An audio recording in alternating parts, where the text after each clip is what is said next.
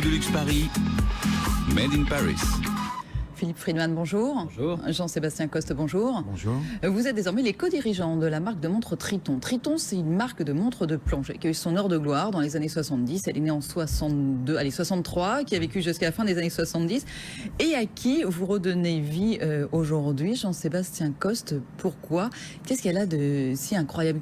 Qu'est-ce qui fait qu'à un moment donné, vous avez retrouvé cette montre et vous vous êtes dit tous les deux, il faut qu'on en refasse quelque chose? En fait, au départ, nous sommes collectionneurs. Donc, j'ai découvert cette marque, cette montre, en tant que collectionneur. C'est une montre que j'avais achetée au début des années 2000.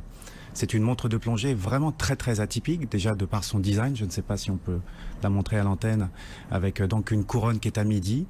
Donc, et protégée par un protège-couronne lui-même amovible qui est axé sur le boîtier de la montre. C'est une montre aussi qui avait un positionnement historique, positionnement prix vraiment très original, puisqu'elle était plus chère qu'une Rolex Submariner. Déjà à l'époque, c'était quand même... C'était osé. Oui, c'était très osé. Donc elle était en concurrence avec des marques comme Blancpain, Rolex, pour ne citer qu'elle.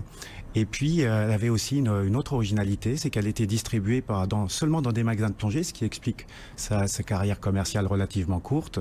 Elle était distribuée dans les magasins de plongée de la Spirotechnique, qui était une société fondée par le commandant Cousteau. Donc, on va dire, pour tous ces ingrédients, Philippe et moi... C'était vraiment, finalement, une marque de niche qui avait toutes ses spécificités. C'était connu que des connaisseurs, finalement. Et c'est comme ça. Vous êtes rencontrés, finalement, Philippe Friedman, et vous êtes reconnus entre connaisseurs, c'est ça? C'est ça. On était collectionneurs tous les deux, et j'ai vu cette montre au poignet de Jean-Sébastien, et il y a eu un déclic. On s'est dit, peut-être il y a une possibilité de trouver à qui appartient cette Donc vous marque. avez trouvé, vous choisissez de racheter la marque, Tout à fait. parce qu'il ne reste plus que ça, hein, il ne reste plus que la marque. Hein. Et qu'est-ce qu'on fait après? Après, il y a eu un petit chemin de croix qui était... Ça dure 2 ans, hein, quand même. Ça dure 2 ans quand même, voilà. C'est un petit chemin de croix parce qu'on a été finalement assez bien accueillis, puisque le produit était tellement unique et tellement spécifique que les fabricants suisses nous ont quand même bien rendu service et nous ont ouvert leurs portes. C'est-à-dire, donc ça c'est un choix, vous dites...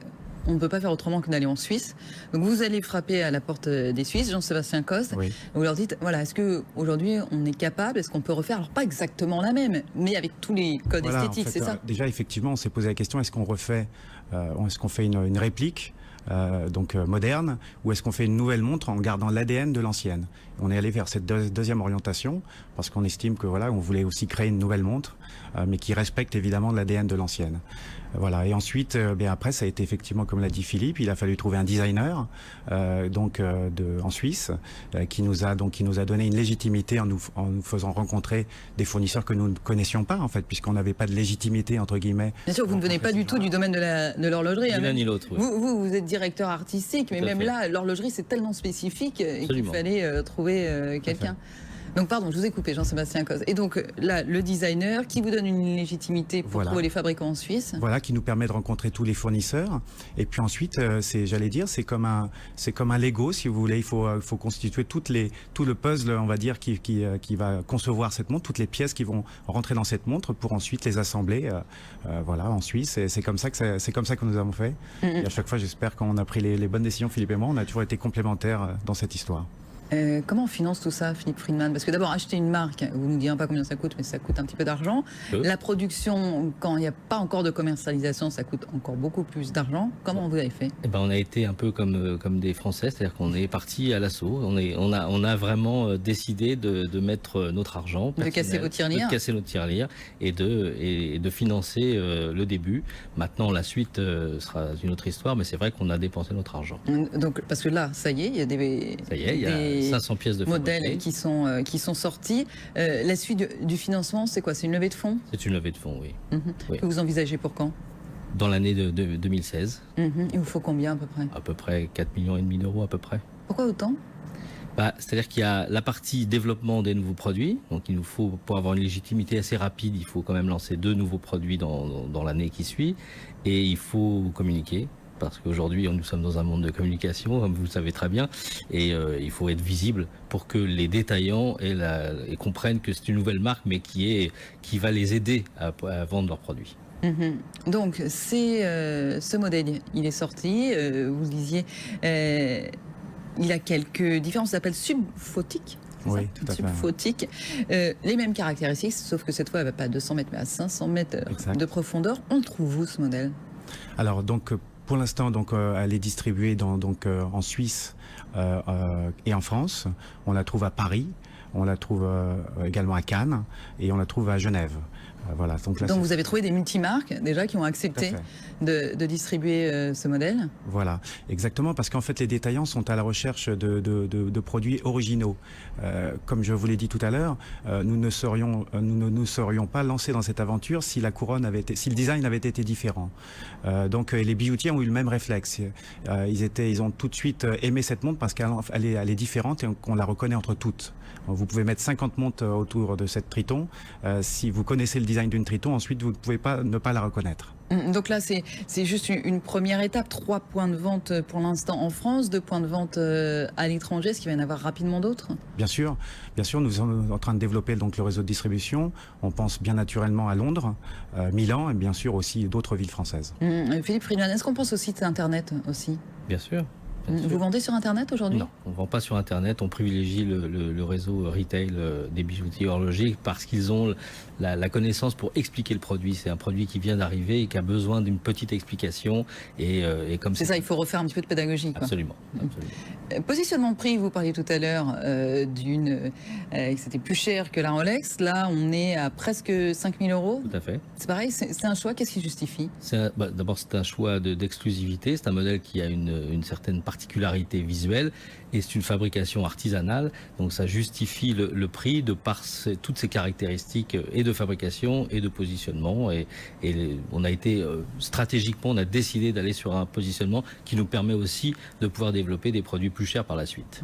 Et vraiment, je tiens aussi à compléter ce que dit Philippe en expliquant effectivement que c'est une montre artisanale. Et donc, je crois qu'il y a très peu actuellement. On voit un marché qui, si vous voulez, est un peu phagocyté par les multinationales, avec finalement des montres qui ont un peu perdu leur âme, perdu leur identité. Là, on a une montre avec un ADN très très fort, une fabrication artisanale, et on estime donc qu'il nous a coûté cher à développer. Et je crois que l'exclusivité a un prix et que certains consommateurs sont prêts à le payer pour avoir un produit exclusif. Alors justement, Philippe Friedman, quels sont les consommateurs? On disait au départ c'était vendu uniquement dans les magasins de plongée. Est-ce que là on est plus sur des collectionneurs? On est plus toujours sur des spécialistes, des plongeurs? À qui vous adressez? Non, là on s'adresse d'abord, on va dire les primo-accédants, ça va être les gens qui sont des vrais collectionneurs, qui connaissent la marque, qui l'ont vu sur Internet. Les prix sur Internet de la vintage ont explosé. Et aujourd'hui, on trouve cette montre très rarement, peut-être une par an ou deux par an sur Internet. Ont explosé pas à cause de vous, pas grâce à vous. Non, ni à cause, ni grâce. Ça avait C'était déjà auparavant. commencé. La rareté faisait le prix, mais malgré tout, c'était quand même très cher pour une marque inconnue, puisqu'elle était très peu connue. Et ça tourne autour de 3 000 € quand même aujourd'hui. D'accord. Avant la relance. Avant la relance. Donc, Avant la relance. Et maintenant, ça grimpe ou ça commence à C'est un peu trop tôt pour vous répondre. J'espère, oui. J'imagine que ça va effectivement faire augmenter les prix. Jean-Sébastien Coste, on disait donc plutôt davantage des collectionneurs. Justement, quel a été l'accueil, parce que vous l'avez présenté il y a quelques semaines maintenant, ce nouveau modèle, de la presse horlogère et des spécialistes horlogers? Parce que votre souhait, c'est d'aller au salon de l'horlogerie à Bâle. On sait qu'il se passe beaucoup de choses sur le marché de l'horlogerie. Est-ce que le fait comme ça de s'appuyer sur une marque vintage, on est plutôt bien accueilli? On est bien accueillis déjà parce que je crois par la sincérité de notre démarche, on est quand même tout de même tous les deux, Philippe et moi, des passionnés. On a développé ça par passion. À chaque moment, à aucun instant, on a essayé de faire des compromis quant à la qualité de ce produit qui est garanti 5 ans tout de même. Voilà, donc on a été bien accueillis, je crois, par la sincérité de notre démarche dans un milieu effectivement très fermé et parce que les gens se sont rendus compte, voilà, qu'on ne plaisantait pas et qu'on voulait en sortir un produit de la meilleure qualité possible. On rappelle justement par rapport à la production, la fabrication, on l'a dit en Suisse, mais finalement pour une montre, être fabriquée en Suisse, ça veut dire beaucoup de choses aujourd'hui et si peu de choses.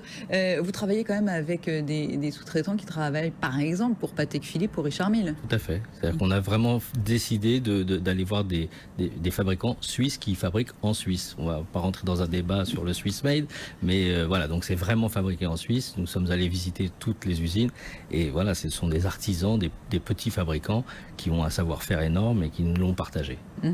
Comment ils vous accueillent? Vous disiez que finalement, grâce aux designers, ils vous ont plutôt bien accueilli.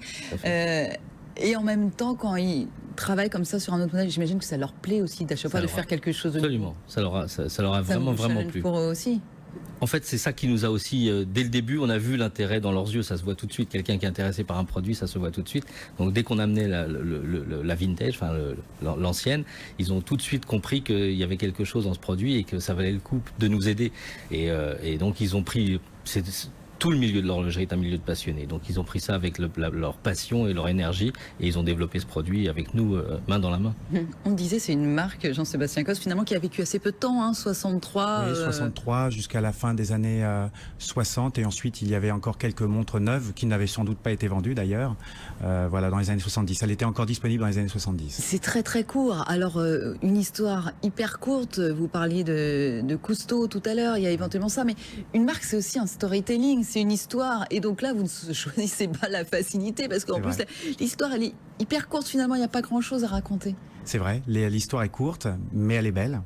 Et puis je pense, enfin j'espère, en tout cas je le souhaite de tout mon cœur, que l'initiative que nous avons prise là, de le relancer est belle aussi, puisque finalement on est en train de donner naissance à une deuxième histoire, qui est basée sur la passion et non pas la recherche d'un produit adapté à tous les goûts. Voilà, c'est un produit passion, encore une fois, et finalement elle fait honneur à la montre. Est-ce qu'il y a des plongeurs qui sont déjà venus vous voir, des grands de la plongée, peut-être, des apnéistes? Pas encore. On a des sujets de réflexion autour de gens qui sont un peu des chercheurs de trésors sous-marins et des choses comme ça. Donc on est en recherche de ce type d'historique. Pour avoir aussi un petit peu de visibilité. Peut-être, ça pourrait aider. On ne prend pas forcément une égérie quand on s'appelle Triton, mais en tout cas un représentant de la marque.